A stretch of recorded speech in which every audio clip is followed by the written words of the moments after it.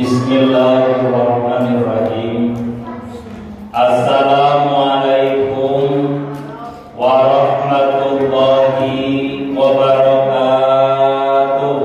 Waalaikumsalam warahmatullahi wabarakatuh. Bismillah walhamdulillah. Wassalatu wassalamu ala rasulillah wa ala alihi wa mawala, la hawla wa la quwwata illa billah. Allahumma salli ala nuril anwar wa sirril asrar wa tiryatil aqyar wa miftahil babil yasar Sayyidina wa maulana Muhammadinil Muhtar wa alihil athhar wa ashabihil akhyar adada ni'amillahi wa ifadhari. Amma ba'du fa ya ayyuhal hadirun ittaqullaha haqqa tuqatih wa la tamutunna illa wa antum muslimun. Qala Allah Ta'ala fil Qur'anil Karim, a'udzu billahi minasy syaithanir rajim. Bismillahirrahmanirrahim. Ya ayyuhalladzina amanu ittaqullaha wal tanzur nafsum ma qaddamat lighad wattaqullaha innallaha khabirum bima ta'malun. Ibu-ibu ahli pamaosan rahimahumullah, sabadana manjatkeun puji miwa syukur ka Allah Subhanahu wa taala. Alhamdulillah dina sonten ieu urang sadaya masih tiasa ngadiung mulung patepang lauk pamrok jongkok patepang marai di Masjid Al-Qudus. Daya sanes kasumbingan orang sadaya kain patempatan pikeun milarian ridho Allah Subhanahu wa taala. Mudah-mudahan langkah orang sadaya di tempatna masing-masing sing janten lila ibadah di payungan Allah Subhanahu wa taala. Amin ya rabbal alamin. Shalawat kalintang salam pamugia tetap tersampaikan ka junjungan orang sadaya Habibina wa syafi'ina wa karimina wa maulana Muhammad sallallahu alaihi wasallam. Ibu-ibu ahli pamaosan rahimahullah, kumaha dalaman sadayana? Alhamdulillah. Dumasar kana keterangan Allah dina Quran surat Al-Hasr ayat ke-18 Allah Subhanahu wa taala mengingatkan kita. Al-Hasr itu surat ke-59. Di dalam Quran surat ke-59 ayat ke-18 Allah Subhanahu wa taala ngemutkeun deui ka urang kumaha saur Allah. Saur Allah, a'udzu billahi minasy syaithanir rajim. Bismillahirrahmanirrahim. Ya ayyuhalladzina amanu ittaqullaha wal tanzur nafsum ma qaddamat lighad wattaqullaha innallaha khabirum bima ta'malun. Ibu-ibu ahli pamaosan rahimahullah, dina ayat ieu teh Allah Subhanahu wa taala nyebutkeun deui ka urang. Kumaha Allah Subhanahu wa taala? Ya ayyuhalladzina amanu. Hei jalma-jalma anu araiman. Ittaqullaha, bertakwalah kepada Allah, wal tanzur nafsum ma qaddamat lighad. Persiapkan ku diri aranjeun naon anu entos disiapkeun pikeun poe isu. Wattaqullah, bertakwalah innallaha khabirum bima ta'malun. Saestuna Allah Maha kuningan naon-naon anu urang dilaksanakeun. Dumasarkan keterangan ieu ibu-ibu sadayana dina tafsiran Kementerian Agama Republik Indonesia meningatkeun ka urang, ya ayyuhalladzina amanu he jalma-jalma anu ariman. Ternyata kategori jalma-jalma anu ariman di dieu teh aya anu dicirikeun anjeunna teh iman ka Gusti Allah, tapi imanna mung saukur diucapkeun. Aya jelema anu bener-bener abdi teh iman ka Allah, abdi teh percaya ka Allah, tapi percaya teh di ulang bae unggul, hanya sebatas diucapkan unggul. Maka kategori orang seperti ini adalah orang yang munafik. Karena sebaik-baiknya iman itu takriru bil qalbi, diikrarkan dengan hati, wa qaulun bil lisan, diucapkan dengan lisan, wa arkanun bil arkan, dilaksanakan dengan anggota badan kita. Maka antara hati, ucapan dan perbuatan itu seirama. Tapi lamun saukur iman ukur kula bae ukur, berarti hatinya dan perbuatannya bisa jadi dia jauh dari kalimat iman. Makanya dina ayat ieu disentil ku Allah Subhanahu wa taala. Bagaimana kategori orang yang beriman itu? Ittaqullah. Orang yang beriman itu ittaqullah, dia akan bertakwa kepada Allah. Dalam artian bertakwa teh ngalaksanakeun parentah Allah, ngajauhan sagala larangan-larangan Allah. Dalam artian yang lebih luas, takwa itu meningkatkan nilai-nilai ibadah di hadapan Allah Subhanahu wa taala. Jadi jalmaan bertakwa mah lain saukur dilambai ukur, tapi antara hati, ucapan dan perbuatannya akan selalu istiqomah melaksanakan perintah-perintah Allah. Maka tidak ada rugi kita menjadi orang yang bertakwa. Dan takwa di sini tidak bisa diwariskan walaupun orang tuanya seorang alim. Sanaos bapana ustad, indungna ustadah, bapana kiai, indungna ahli ngaji, belum tentu anaknya menjadi orang yang bertakwa. Lamun kumaha? Lamun pendidikan ke anaknya jauh dari nilai-nilai bertakwa. Maka takwa itu harus dicari, diikhtiarkan. Dan orang yang beriman itu ittaqullah, dia akan melaksanakan perintah Allah dan menjauhi larangan-larangan. Terusan ayat ini Allah Subhanahu wa taala mengingatkan kita kembali bagaimana wal tantur nafsum ma qaddamat lighad. Persiapkanlah oleh masing-masing dirimu apa yang akan engkau persiapkan untuk menghadapi hari esok. Maka Ibnu Qayyim mengartikan kalimat lighad dalam tafsirannya. Ibnu Qayyim mengartikan kalimat lighad itu dengan arti yaitu kiamat. Lighad itu hari esok itu kiamat. Jadi kiamat itu ada dua. Pertama kiamat sugro, yang kedua kiamat kubro. Kiamat sugro akan kita rasakan nanti. Setiap yang bernyawa akan merasakan kematian. Kullu nafsin za'iqatul. Setiap yang bernyawa akan menghadapi kematian.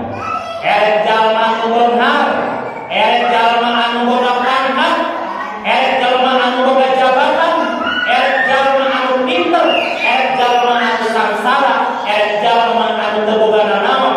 Kabeh sampun manusia anu ngabogaan nyawa di alam dunia pasti bakal ngarasakeun kematian. Sanes manusia unggul, hewan-hewan, tumbuh-tumbuhan, bahkan alam semesta ini pun akan merasakan kematian. Maka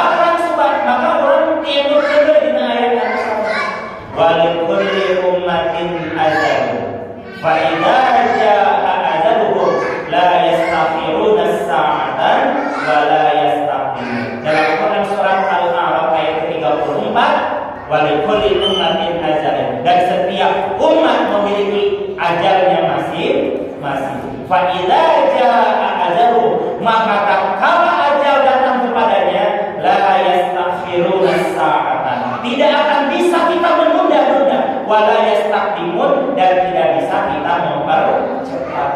Jadi mau bisa dihayang-hayang ibu-ibu ayo apa ya mau? Jadi ibu-ibu tajan kayak mau kan tajan? Ulah apa? Orang masih nagaduhan urusan, ya. Urusan yang cantum tas Allah Subhanahu wa Ta'ala. Jadi masalah kematian itu tidak bisa kita menunda-nunda. Ya Allah, ulah bakal dicabut semua abdi kewe. Abdi hoyong usianya 100 tahun gitu. Hedewe Pak. Abdi mah hoyong mau teh kewe, lamun bisa abdi mah hoyong mau teh kewe cenah. Lamun bisa ningali incuna abdi nikahkeun incuna gitu. Incuna abdi ngawinkeun incuna, ya berarti perkara kematian itu tidak bisa dinanti-nanti dan tidak bisa dicepatkan. Maka bagaimana kita caranya?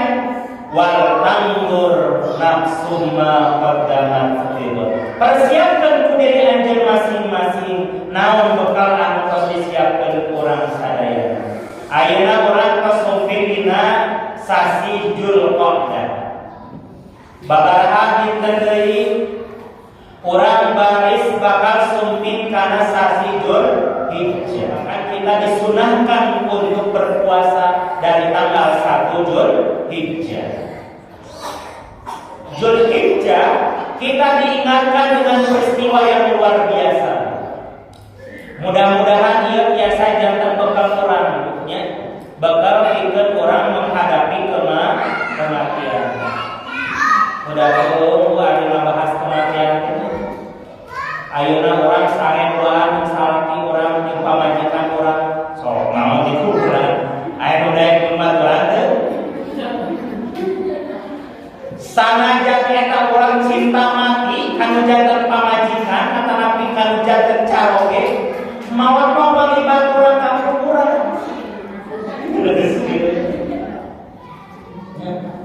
Aku cinta kamu sehidup. Geus maot kawin deui. Jadi tong percaya, tong percaya kamu. Aya bener aku cinta kamu sehidup semati. Abdi hirup anjeun.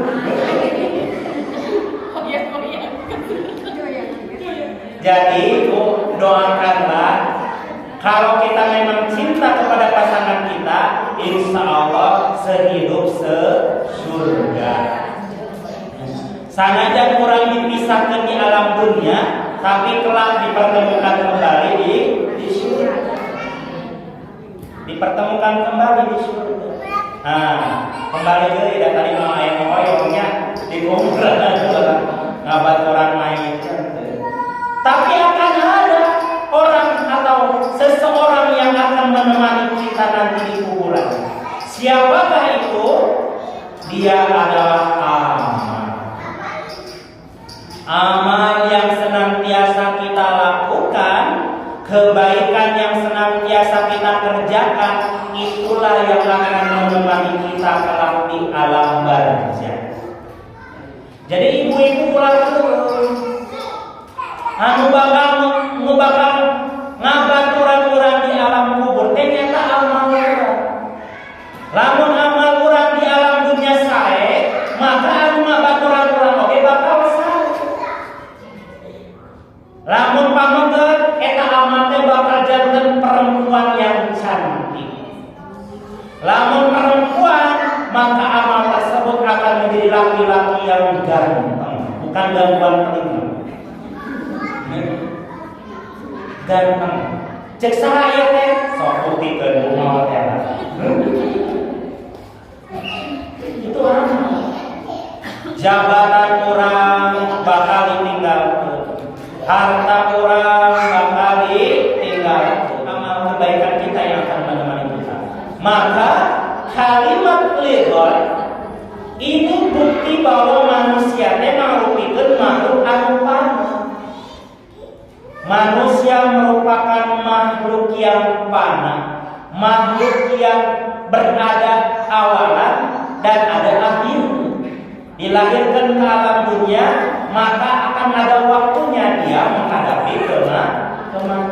Orang kaya maut sampai maut dalam keadaan husnul khotimah. Allahumma inna nas'aluka salamatan fi wa afiyatan fil wa ziyadatan fil wa barakatan fil wa taubatan qabla wa rahmatan inda wa maghfiratan ba'da. Allahumma awin alaina fi sakaratil wa najata minan nari wal afwa inda. Itu doa keselamatan. Kita memohon sebelum kita meninggal, Allah memberkati kita dalam keadaan yang dirahmati oleh Allah. Bahkan setelah kita meninggal, Allah mengampuni dosa-dosa kita, dan kita termasuk orang-orang yang husnul khotimah. Sajabah husnul khotimah sebelum kematian datang ke orang teh sakaratul maut teh tenang. Karena sakaratul maut itu mencirikan orang tersebut. Lamun orang buru cinta deui kana marana dunia, pas sakaratul maut nanti anu bakal ieu teh naon? Ya, pokoknya itu sawah anu dibelah telur gitu. Telur teh di mana sih telur? Karet telur teh. Sawah anu dibelah karet, bising pokok cayan, bising parenan teu kata. Sarang itu ruko urang anu aya 100 kontrakeun duitna ulah pokok. Bakal gitu, yang ingat itu akan bunuh. Makanya orangnya mungkin doa sakaratul sangkan ketika datangnya sakaratul maut, Allah memberikan rahmat kepada kita semuanya. Amin ya rabbal alamin. Ana orang kembali deui. Maka bakal naon yang kedah orang dipersiapkeun nyata ibadah orang. Bunyal Islam ala khamsin syahadat an la ilaha illallah wa anna Muhammadar Rasulullah wa iqamis shalah wa ita'iz zakat wa shaumi Ramadan wa hajjil baiti man istata'a ilaihi sabil. Nah, rukun-rukun Islam teh mangrupikeun nilai ibadah urang ka Allah Subhanahu wa taala. Ibadah salat anu urang dilaksanakeun, ibadah saum Ramadan anu urang dilaksanakeun, zakat anu urang ditunaikeun dikaluarkeun, bahkan umroh dan haji yang kita laksanakan itu merupakan bentuk nilai ibadah di hadapan Allah Subhanahu wa taala. Maka bekal seperti apa yang harus kita persiapkan? Bekal ibadah anu urang dilaksanakan karena Allah Subhanahu wa taala. Innas sholati wa nusuki wa mahyaya wa mamati lillahi rabbil. Sesungguhnya salatku, ibadahku, hidupku dan matiku hanya untuk Allah Subhanahu wa taala. Tampuran ayeuna diemputkeun ku dina sasi Dzulhijjah. Dina sasi Dzulhijjah anu bari bakal kasorang urang babaraha dinten deui. Ada salah satu sejarah yang sejarah tersebut bermanfaat bagi kita, yakni sejarah yang diukir oleh Nabi Ibrahim dan Nabi Ismail. Nabi Ibrahim dan Nabi Ismail merupakan suri tauladan yang sebaik-baiknya kita contoh. Bagaimana kita? Ismail yang usianya masih 13 tahun itu sudah masuk baliknya, ya. Nabi Ismail pada usia 13 tahun didatangan ku bapana. Sor bapana teh, "Hei anakku, bapak teh ngimpen ya. Bapak teh ngimpen tinu impenan teh bapak kudu nuncit salira. Kumaha pendapatnya? Ternyata luar biasa itu balasan Nabi Ismail. Nabi Ismail menjawab, laksanakeun bapak lamun eta parentah Allah. Diukirlah di dalam Quran surat As-Saffat. As-Saffat itu Quran surat ke-8 30 setelah surat Yasin. Yasin surat berapa? Surat Yasin itu surat ke-36, maka As-Saffat itu Quran surat ke-37. Di dalam Quran surat ke-37, Nabi Ibrahim dan Nabi Ismail diabadikan oleh Allah. Percakapan Nabi Ibrahim dan Nabi Ismail itu diukir pada ayat ke-102. Bagaimana kata Allah Subhanahu wa taala dalam Quran surat As-Saffat ayat ke-102? Billahi minasyaitonir rajim. Bismillahirrahmanirrahim. Falamma balagha ma'ahu sa'y qala ya bunayya inni ara fil manami anni adwahuka fanzur madza tara. Qala ya abati alma tu'man satajiduni insyaallahu minas sabirin. Dari ayat 102 itu kita bisa melihat bagaimana percakapan seorang ayah dengan seorang anak yang luar biasa. Pada sebelumnya Nabi Ibrahim alaihissalam sebelum bercakap dengan Nabi Ismail, pada malam ke-8 Nabi Ibrahim bermimpi. Pada saat bermimpi, Nabi Ibrahim bermimpi menyembelih Nabi Ismail alaihissalam. Ketika sudah menyembelih, terbangun Nabi Ibrahim. Beliau termenung. Maka tanggal ke-8 itu disebut hari Tarwiyah. Tarwiyah itu adalah merenung, berpikir, iya teh benar datangnya mimpi dari Allah, akan nabi datangnya dari setan. Maka pada tanggal 8 disebut hari Tarwiyah, hari merenung. Jamaah haji ketika tanggal 8 mereka termenung, merenungi setiap dosa-dosa yang telah dilakukan, merenungi perbuatan baik apa selama di tanah air yang pernah dia lakukan, termenung apakah selama hidup ini lebih banyak melaksanakan ibadah kepada Allah atau lebih banyak bermaksiat kepada Allah. Maka pada tanggal 8 ini Nabi Ibrahim alaihissalam terbangun pada mimpinya, hendak setelah menyembelih Nabi Ismail alaihissalam. Ia datang nanti Allah, kata Nabi, datang nanti iblis. Ternyata pada tanggal ke-9 Nabi Ibrahim kembali bermimpi yang sama, yaitu menyembelih Nabi Ismail. Tinu mimpi tadi disembelih Nabi Ismail. Maka pada tanggal 9 disebut hari Arafah. Arafah itu sudah ada terang benderang, mengetahui benar ini mimpi dari Allah Subhanahu wa taala. Dulu Nabi Ibrahim alaihissalam pernah berjanji. Sabda acan nagaduhan orang kali. Nabi Ibrahim pernah berjanji ke Allah, ya Allah pasian abdi murang kali anu soleh, Rabbi abdi binas soleh, pasian abdi murang kali anu soleh ya Allah. Lamun simpuri ngagaduhan murang kali anu soleh, ngagaduhan di pasian murang kali anjeun, lamun diparentakeun naon bae ku anjeun bakal dilakukeun ku kami saudara Ibrahim. Ternyata apa? Janji Nabi Ibrahim dipenuhi oleh Allah dan janjinya harus dilaksanakan. Lamun engke anjeun ngabogaan budak, wayah kudu dikorbankan untuk Allah. Maka pada tanggal 10 itu disebut hari Nahar, yaitu menyembelih.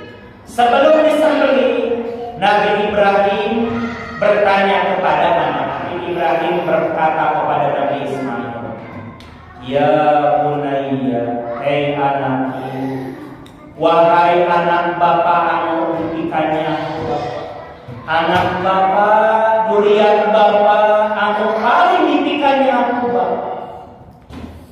Inni ara fil manami anni adbahukum fanzur madza. Saestuna bapa teh ningali anjeun dibenci. Anni adbahukum fanzur madza. Kumaha pendapat anjeun anak itu. Sigana lamun zaman kiwani itu. Kabur sih kuwi. Ari bapak saya dialog. Nabi Ismail alaihissalam ngajawab awalan, ya abatif an ma tu'man satajiduni insyaallahu minas sholihin. Ya abatif an, wahai bapakku, laksanakeun mantuman lamun ieu teh parentah Allah.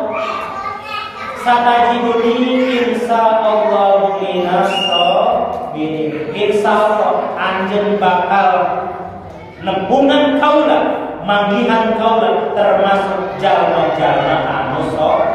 Allah subhanahu wa ta'ala. Masya Allah, Nabi Ismail usianya baru 13 tahun ketika ditanya oleh bapaknya, hei anak bapak diparentakeun ku Allah pikeun mencit anjeun. Pikeun mencit anjeun kumaha waran anjeun laksanakeun. Lamun ieu teh parentah Allah, insyaallah anjeun bakal ninggali kaula termasuk jalma-jalma anu saleh. Ternyata dilaksanakeun. Nah, saat dilaksanakeun, Nabi Ismail meminta persyaratan kepada bapaknya. Bapak, sadaacan abdi dipencit ku bapak, punten. Pesona cing seukeun bapak.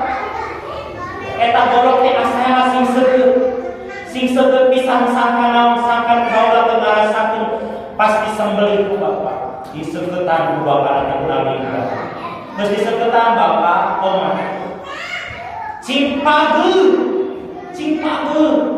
Kalian kaula cimpageun. Di kalian sukuna di kalian leungeun di kalian cimpageun ulah sampai naon ulah sampai kaula berontak ketika dibenci. Jeung anu katilu bapak omah ulah dibejakeun hakna saantos kaula dibenci.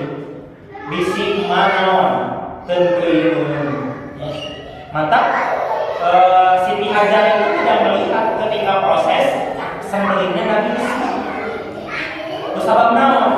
Kusabab syarat dari Nabi Ismail teh tong diluyakeun keun bae bejakeun nama sageus di sembelih Allah.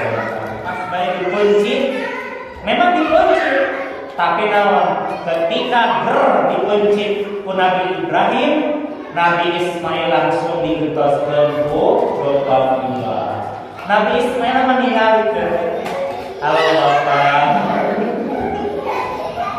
Langsungnya kau. Makanya Nabi Ibrahim membenarkan perintah Allah. Itulah yang menjadi bekal kita. Maka simpuri kumajak ibu-ibu sadayana. Bilih orang sadayana dengan kelebihan harta. Orang mampu. Orang yang mampu ada harta sebagian dari harta kita, maka tunaikanlah untuk berkurban. Karena kurban itu di dalam Quran surat Al-Kautsar merupakan salah satu bentuk rasa syukur kita kepada Allah Subhanahu wa taala. Inna a'tainakal kautsar. Sesungguhnya kata Allah, aku telah memberikan nikmat yang luas sebagaimana telaga Kautsar luas. Hijau kurang langkah kaki kita kurang ayeuna biasa sunting ka dieu masih di pasir usia itu nikmat dari Allah. Maka disebut lagi Kautsar. Inna a'tainal kautsar. Jadi nikmat anu dipasang ku Allah teh luas. Bahkan kita tidak bisa menghitung nikmat tersebut. Maka bagaimana cara kita mensyukuri nikmat tersebut? Fasholli li rabbika wanhar. maka sholatlah engkau kepada Tuhanmu, wanhar, dan berkurban. Jadi kurban itu bentuk rasa syukur kita kepada Allah bagi orang-orang yang mampu. Tapi dah dipaksakan. Lamun dipaksakan mah ibadah tenis yang mudahan ibu sadayana. Dari sekilas cerita yang disampaikan tadi, sebagaimana dalam Quran surat As-Saffat ayat 102 ini, mudah-mudahan bisa menjadi bekal kita untuk senantiasa berbuat kebaikan. Maka ketika kita sudah berbuat kebaikan, niatkan kebaikan tersebut untuk Allah Subhanahu wa Ta'ala. Kita niat berkorban, niatkan kurban kita karena Allah Subhanahu wa Ta'ala. Maka setiap darah yang mengalir, setiap bulu yang ada dalam hewan kurban tersebut akan bersaksi kepada Allah kalau memang diniatkan karena Allah Subhanahu wa Ta'ala. Insya Allah ibu-ibunya kesimpuri didoakan yang mudah-mudahan simpuri mobil ngagaduhan rezekina tiasa ngalaksanakan kurban di tahun ayeuna anu mudah-mudahan kurban tersebut kagolong kurban anu diridhoi Allah Subhanahu wa Ta'ala. Amin ya rabbal alamin. Sadaya kurang ditutup, kurang ngaberes ka Allah Subhanahu wa Ta'ala, kurang ngabang Allah Subhanahu wa Ta'ala. Mudah-mudahan dinasi saumur anu Allah dipasihan ka urang sing kaangkeun umur anu berkah, umur anu diridhoi, umur panjang anu tiasa diagengkeun ibadah ka Allah Subhanahu wa Ta'ala. Atuh urang oge nyuhunkeun ka Allah nya Bu, mudah-mudahan rezeki caroge urang anu dipasikeun ka urang sadayana sing kaangkeun rezeki anu halal, rezeki anu sae, rezeki anu tiasa diageng ka Allah, seperti anu ibadah ka Allah Subhanahu wa Ta'ala. Sareng urang oge nyuhunkeun mudah-mudahan urang sadayana ngagaduhan urang kali anu soleh wal solehah, urang kali anu tiasa ngadoakeun urang senantiasa samhan urang kaangkeun orang tua anu beruntung baik di dunia maupun di akhirat. Amin ya Allah ya rabbal alamin. Allahumma shalli ala sayyidina Muhammad. Allahumma shalli ala sayyidina Muhammad. Allahumma shalli wa sallim wa barik. Amin. Allahumma ghfir lil mu'minina wal mu'minat wal muslimina wal muslimat al ahya'i minhum wal amwat wa qadiyal hajat. Allahumma inna nas'aluka salamatan fid din wa afiyatan fil jasad wa ziyadatan fil ilmi wa barakatan fil rizqi wa taubatan qabla al-maut wa rahmatan indal maut wa maghfiratan ba'dal maut. Allahumma hawwin 'alaina fi syakaratil maut wa najata minan nari wal 'afwa indal hisab. Rabbana la tuzigh qulubana ba'da idh hadaitana wa hab lana min ladunka rahmah innaka antal wahhab. Rabbana zalamna anfusana wa illam taghfir lana wa tarhamna lanakunanna minal khasirin. Rabbana hab lana min azwajina wa dhurriyyatina qurrata a'yun waj'alna lil muttaqina imama. Rabbi habli minas salihin. Rabbi habli minas salihin. Rabbi habli minas salihin. Rabbana atina fid dunya hasanah wa fil akhirati hasanah wa qina azabannar. Walhamdulillahi rabbil alamin. Nas'alukal ijabah al-Fatihah. A'udzu billahi minasy syaithanir rajim. Bismillahirrahmanirrahim. Alhamdulillahi rabbil alamin. Ar-Rahmanir Rahim. Maliki yaumiddin. Iyyaka na'budu wa iyyaka nasta'in. Ihdinas siratal mustaqim. Siratal ladzina an'amta 'alaihim ghairil maghdubi 'alaihim waladdallin.